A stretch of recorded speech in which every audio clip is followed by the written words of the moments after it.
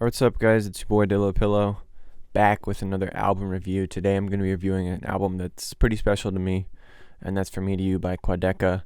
I'm a pretty long time Quadeca fan, like 6.5 years, maybe 7, and that's crazy. This album took a long time to come and be here, but it's out, and, as a music reviewer, I struggle sometimes with my biases. I want to be able to focus more on the music rather than what I think of the person or something like that. So this took me a long time to write this review because I wanted to be as unbiased as possible. So I got to take off this hoodie and just become unbiased for this review and just talk about the music. So I'm going to go through each track, talk about each one individually, then wrap it up with some overall thoughts and give it a rating at the end. So this might be a little bit of a lengthy review, but I hope you guys stick around for it. Starting off with the opening track, it's called Calor Intro. Nice spacey intro. Sounds coming in many layers on this. The production was really nice. The ukulele was a nice touch on that. The flutes, the bass, really interesting combo on there.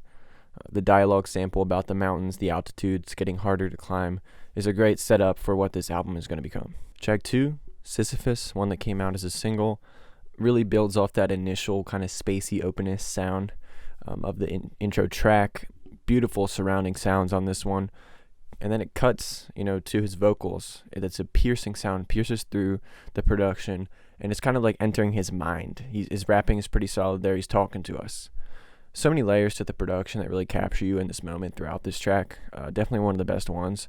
Talking about wanting to get away, wanting to give up, wanting to stop pushing, and that's something we can all relate to.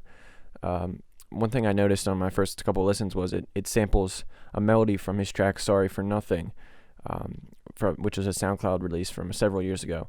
But he said that was definitely true. He replied to my tweet about that.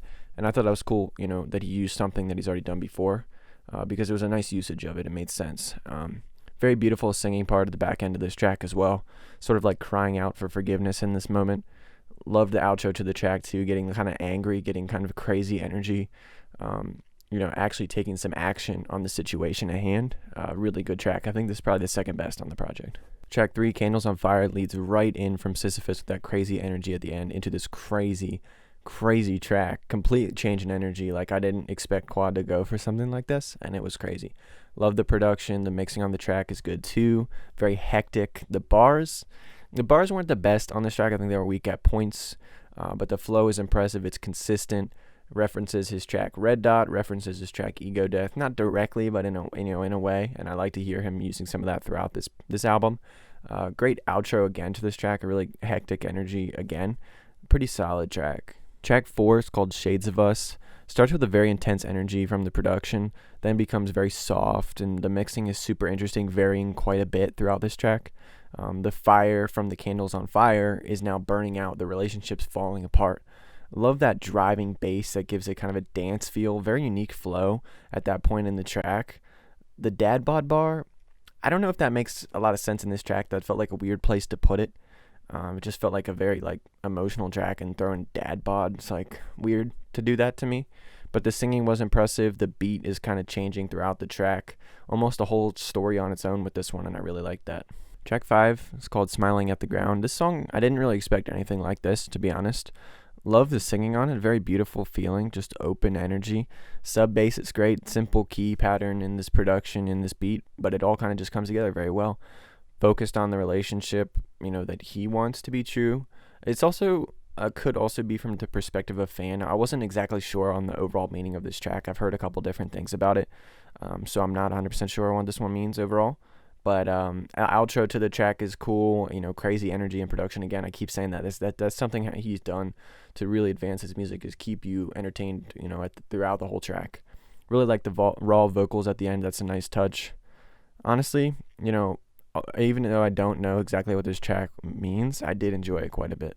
Track 6 is called Can't You See. Synths are very interesting on this. Vocal overlays are a little rough. Feels very lost in the instrumental at points, which is definitely intentional. I think that's kind of the vibe of the emotion he's trying to portray throughout this track, so I think that makes sense to do. Very much an instrumentally focused track, which is important to have that, on some of these. Displays the feeling of, people being very lost. somewhere in the middle of like the mountains and the trees in this storyline on this particular song. I do think it was a little bit too long though. I lost my attention just a bit. Seventh track is an interlude called Vergless. Windy, staticky, spacey, like the mountain is kind of speaking to him in a way in this scene. I guess it's a song, not a scene, but I like that it has imagery to it, talking about the climbing again, can't see the top, but he's just kind of gearing up to go again.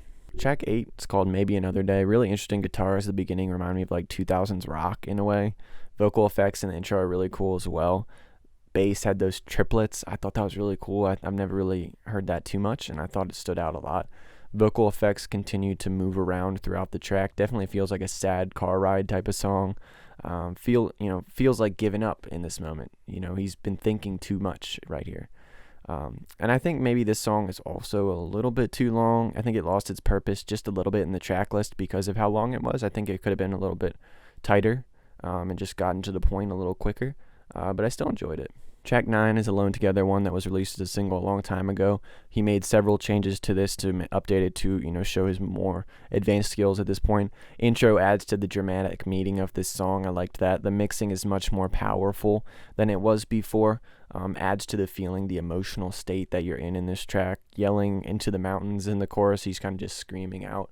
And it has a more open feel, and then sometimes he's piercing through the instrumental again like he did on Sisyphus with his vocals, and it's just kind of a nice overall vibe and creation of a story within this song. And when he's rapping on this one, I feel like he's talking to himself on this. And it's overall a very creative track. Track 10 is Burning Bridges / Long Day featuring IDK. Dramatic intro to the track, very beautiful strings. Then it goes hard with kind of like a wet bass. I don't know, I always describe it like that, but when it's kind of like lengthier bass, that's kind of what I'm talking about.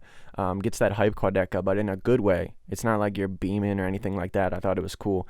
The Ben Shapiro bar was pretty funny. I appreciate something like that. IDK definitely out-raps him in my opinion, and I think that's just technical skill overall. He's much more well-defined at this point in his career. He's much older. Production is crazy, maybe too much on this track, maybe a little bit too much. Can be distracting at moments, I will admit. Beat switch has a nice bridge that kind of chills out for a moment in the track, then it gets hard again. I will say in the Long Day portion of the track, I felt like he used the word like, and the flow is too repetitive, and it was just a little too much of the same in the second half. I wasn't really a fan of that part. Track 11 is another interlude called Hallstatt.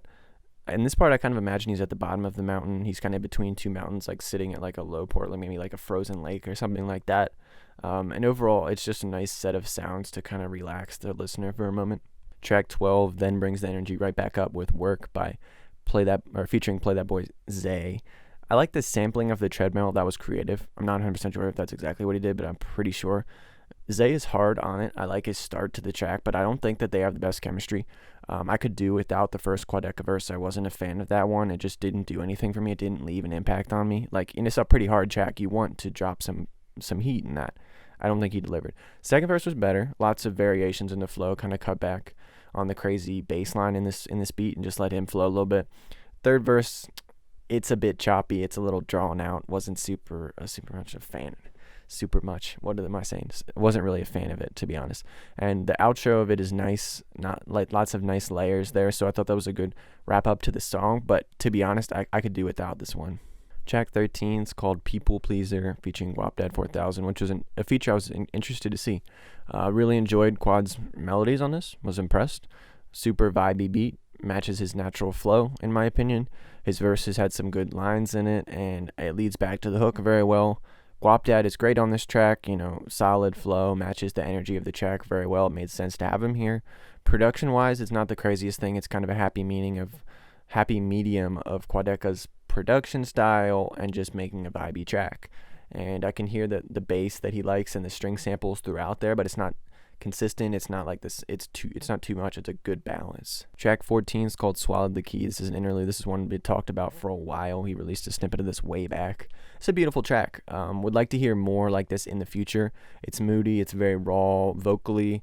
It's not encased in this crazy production. The production does get brought in near that end of the track, and I think that I would have preferred if it wasn't like that. I would have preferred like a very natural break and just letting him sing for an interlude and do some really emotional kind of feeling. But that's something he'll work out in the future. I think he was just really trying to find different ways to work in the production on this, and that this was a point where it was just too much. Track 15 is It's All a Game. I love this song so much. The piano is so great to start this track. Beautiful vocals, emotional. One of his best verses on the album in the first verse. Production isn't too crazy, lets the emotion pour out. And the second half, man, wow. I mean, that gave me chills. I cried a lot when I was listening to this, to be honest, because I was in a long-term relationship with a girl for like 3 years. I mean, we went to high school together and just kind of gotten long-term while I'm at college, and like hearing him talk about some of those things that I can really relate to, like really, really hit me, because we recently broke up, and it was just like, it all hit me in that moment. And it's like, I love that verse. I love everything he said there, and I can, relate to it a lot. And I think it's probably the best song he's made ever. It's not even close, in my opinion. Just one of the best halves of a song that I've ever heard. Like, I'm gonna love the song for so long because of how much I can relate to it and how much there was emotion. That was really, it's like nice to hear an artist that I can relate to like that, and just it was really nice, and definitely the best song on here. Track 16 is called Where'd You Go. Released this one as a single a long time ago. Updated it a little bit, not too different from the original version. I enjoy the hard piano keys on this track. I think if I'm looking for like a hard Quadeca song, this will be my first pick, really. I still enjoy the track. I think it gets a lot of hate, but I actually like this one quite a bit. The flow, the bars, they're not corny. I think they're pretty solid overall, and I enjoyed that he was able to variate it enough to do that on this track. Track 17 is Summit Part 1. Very natural sounding track. Feels like he's just kind of talking to the listener. Production is very nice. Adding in elements, taking them out at the right points on this. Thought he found a really good balance. References the track These Days. I like that. It's a really good track by him. Feels like a good conclusion to the events that occurred in the album. I like the raw vocals at the back end to just kind of let that out. Just be emotional with the listener. Track 18, final track, Summit Part 2. It's just a nice sounds to really wrap up this thing. Just kind of, he's left the mountains. It's just kind of like, I feel like it's sort of like zooming out on the mountains, just kind of looking at them from a distance. Like, there's a lot of mountains out there. Like, you got to climb a lot of different stuff, and just kind of realizing how small you are and how much there is out there. And I feel like I'm relating to this kind of sound in like a meditation kind of way. I feel like there's some sound selections that are related to like frequencies. He might be into something like that, because I know that's something I've looked into. So that's interesting, but I don't want to talk about that too much. But I thought it was a nice track. Overall, I like this. Unbiasedly, I still think it's good. Definitely a step up from what he's done. Huge step up, honestly. Really glad people will like it. They're giving him credit, because he's done some great things. He's improved a lot. He's only 20, and he's done some great stuff here. Lots of amazing ideas. Some really solid execution as well. Cool concept. Definitely an entertaining album. The singing was really good. That's not something I really expected to be as good as it was, so I'm super impressed by that still. But it did get messy from a couple of the tracks, maybe specifically tracks 10 to 14, and a couple in the first half as well. And I like that the features were there. I like that he has some features, but I'm not sure that they actually helped the album in this case. And that's something you have to be careful with when you're like, I want to make a song with IDK. He's bigger than me. He's got a bigger audience. Let's connect with him. Well, make sure you're using him in his best way. I think with the case of IDK, he did use him pretty well, but I think he could have offered more. I think they could have done more with that track. And, I don't think that he forced the features on there. I don't think he did it just to have them. But I think it's just something he needs to be a little bit more careful with, especially with such a, an experimental project like this. You need to make sure that they fit it completely. Like, you can't mess that up. And I don't think he messed it up, but I don't think it was perfect. His rapping on this wasn't great. He used the words like a lot, and that's something I realized after many listens of this. I was like, he says that a lot, and he showed some improvements in the overall rapping. I will say there were definitely points where he was really good, but that's just something he needs to improve on for sure. And I asked myself this question a lot as I was listening through: will I come back to this album as a whole? I'm not sure. I really don't know yet, and that's hard for me, because I love Quadeca, and I think I'll listen to many of these songs a lot, but I don't know if I'll come back to it as a whole. I don't know how much I like it as a whole, and that's how I want to judge the music. I want to judge it as an album. I want to be able to judge it as a whole work. It's a piece of art, and that's what it is. So I'm going to give my final rating of a 7 out of 10 for this project. I think it was enjoyable. I'm gonna come back to it for sure, but I just don't know how much, and that's kind of why I fall into that range.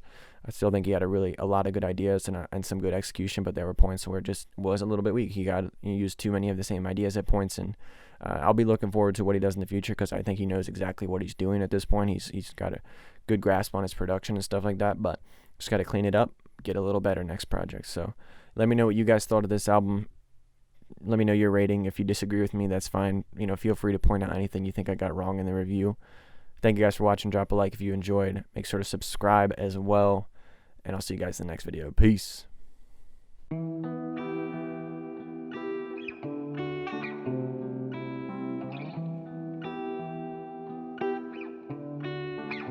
On the beat.